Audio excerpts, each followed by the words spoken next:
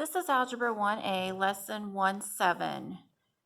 The objectives are determine whether a relation is a function and find function values. Vocabulary. Function. A relationship in which each element of the domain is paired with exactly one element in the range. One input matches one output. Discrete function. A function of points that are not connected. Continuous function. A function that can be graphed with a curved or smooth curve. Graphed with a line or a smooth curve. Vertical line test. If any vertical line passes through no more than one point of the graph of a relation. Function notation. A way to name a function that is defined by an equation. In function notation, the equation y equals 3x minus 8 is written as the function of x equals 3x minus 8. And nonlinear function. A function with a graph that is not a straight line. Now let's move on to example 1. Determine whether the relation is a function. And then it says explain. In the assignment, I just have you type yes or no, but for purposes of teaching you about functions, I'm going to explain whether it is or it is not. Whenever you are looking to see if a relation is a function, we need to focus on the x values. So we have -3, -2, -3. If an x value occurs more than once, then it is not.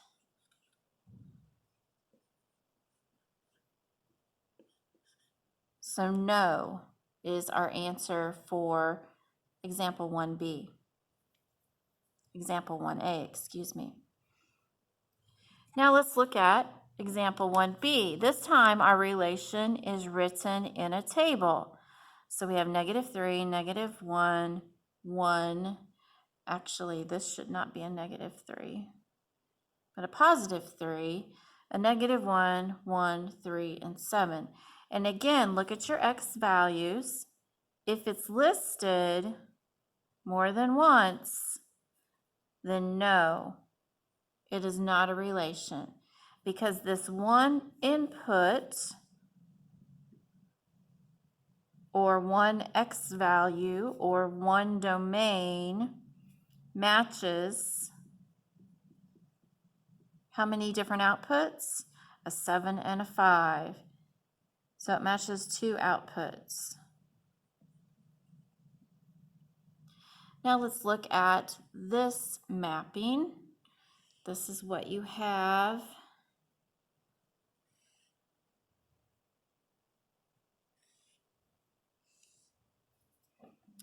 And we focus on our x values. Our x values are 4, 6, and 7, and we only have 4 x values, but we have, or 3 x values, but we have 4 y values. This x value is being paired 2 different ways. I think of this as a mother and her children.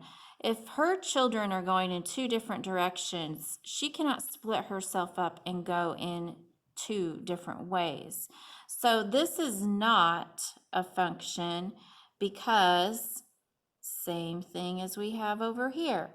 One input matches 2 outputs.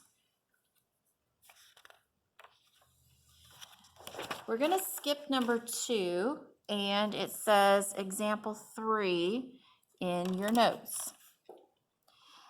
These are functions.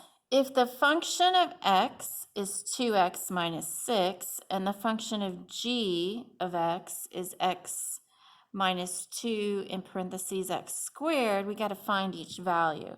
So we're starting off with the function of 2. In other words, if we put a 2 in for the value of x, substitute it, what will we get for our answer? 4 minus 6, and f of 2 is negative 2. Now let's look at letter B, g of negative 1.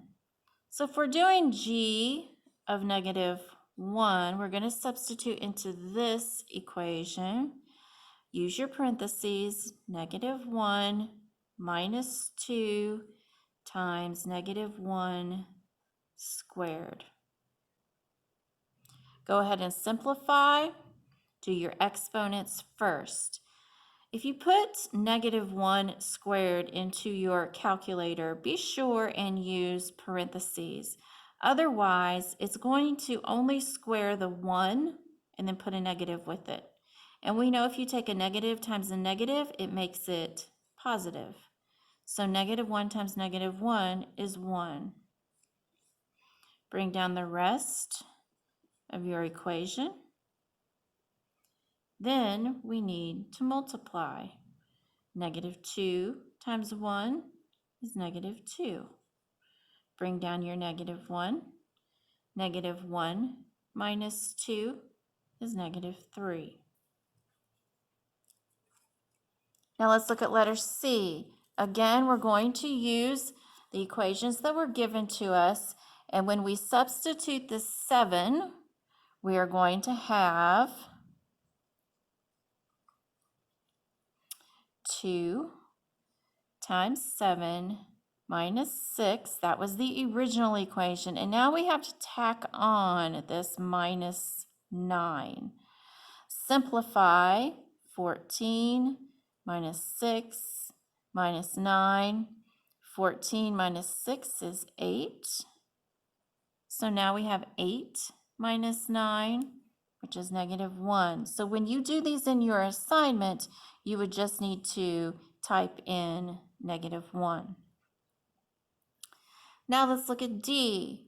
We have g to the negative 3 plus 13. So go back to your equation with the g, and we're going to substitute 3. So that would be 3 minus 2. Actually, it's negative 3, isn't it?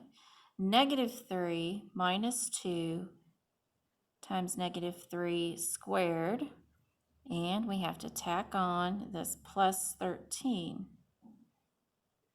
So let's go ahead and simplify this. Let's do our parentheses first. Negative 3 squared is 9. Bring down the rest.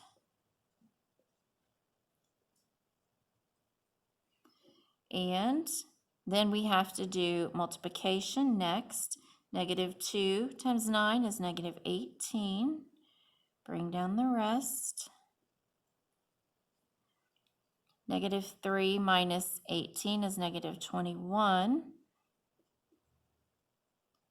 And negative 21 plus 13 is negative 8. So after you do all the work on your paper, on the assignment, you would go ahead and type in negative 8. E and F are going to be a little bit different because they have variables inside of what we have to substitute. So let's try this one. For F, for the variable, I need to substitute h plus 9. So, h plus 9. What was our equation for F? But it was 2. Substitute, and then minus 6. We cannot combine what is inside the parentheses, so our next step is to distribute 2 times h plus 2 times 9 is 18, and subtract 6. This is not the final answer because it is not simplified. It can only be simplified if there are no like terms. we can combine 16 minus 8 and get 12. 2h plus 12 would be the answer. Now let's look at G, or F, which shows G of 3y. So we're going to substitute 3y into our equation. First, this has to be written by itself, and then 2, and I'm going to put in these grouping symbols because we have to take the 3y and square it. Sorry, I've run off the edge of the board here. So let's start with the 3y and square it. This means you're going to square the 3 and you're going to square the y. 3 squared is 9, and then we have y squared. Bring down the rest. Now we need to do multiplication. So we have 3y minus 2 times 9, which is 18, y squared. These are not like terms, so it is simplified, and this is what you would type in for your answer on an assignment. Remember that this assignment is not for you. Your assignment is in Google Classroom, which will take you to backpacks.